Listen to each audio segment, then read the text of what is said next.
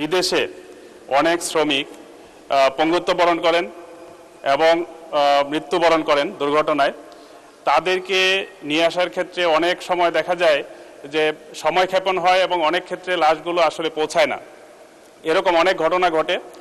সম্প্রতি যে ঘটনা হয়েছে আমার এলাকায়, কম্বোডিয়ায় একজন পঙ্গুত্ব বরণ করে দীর্ঘ 6 মাস যাবৎ হাসপাতালে আছে। তার পরিবারের সাথেও যোগাযোগ নাই, শুধু একটু জানা গেছে যে একটা হাসপাতালে আছে। আমি মাননীয় মন্ত্রী মহোদয়ের দপ্তরেও গিয়েছিলাম, 6 মাস হয়ে গেল, আজ পর্যন্ত তার কোনো খোঁজ পাওয়া যায়নি।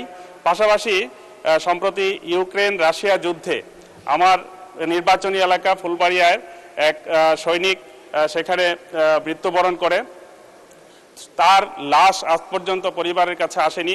আমরা যথাযথ প্রক্রিয়া অবলম্বন করে আমাদের স্থানীয় ইউএনও মহোদয় এবং ডিসি মহোদয়ের মাধ্যমে বৈদেশিক এবং কর্মসংস্থান মন্ত্রণালয়ে আবেদন করা হয়েছে। মাননীয় সদস্য সরাসরি কোশ্চেন করেন দয়া করে প্লিজ, তাহলে অনেকেই সুযোগ পাবেন।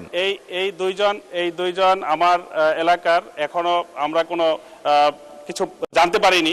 আমি মাননীয় মন্ত্রী মহোদয়ের নিকট জানতে চাই তাদের দেশে আনা, লাশ আনা এবং আহত ব্যক্তিকে নিয়ে আসার ব্যাপারে কোনো প্রক্রিয়া ওনারা অবলম্বন করেছেন কিনা বা কি অবস্থায় আছে এটা জানতে চাই। মাননীয় স্পিকার, আপনাকে ধন্যবাদ। ধন্যবাদ মাননীয় সদস্য। একটা দ্বিতীয়বারও ধন্যবাদ দিচ্ছি এই কারণে, আমি যে কোশ্চেনটা করতে পারতাম না, আপনি মাননীয় প্রতিমন্ত্রী অবহিত আছেন আমার কনস্টিটিউয়েন্সিরও একজনের লাশ সৌদি আরবে কয়েক মাস যাবত।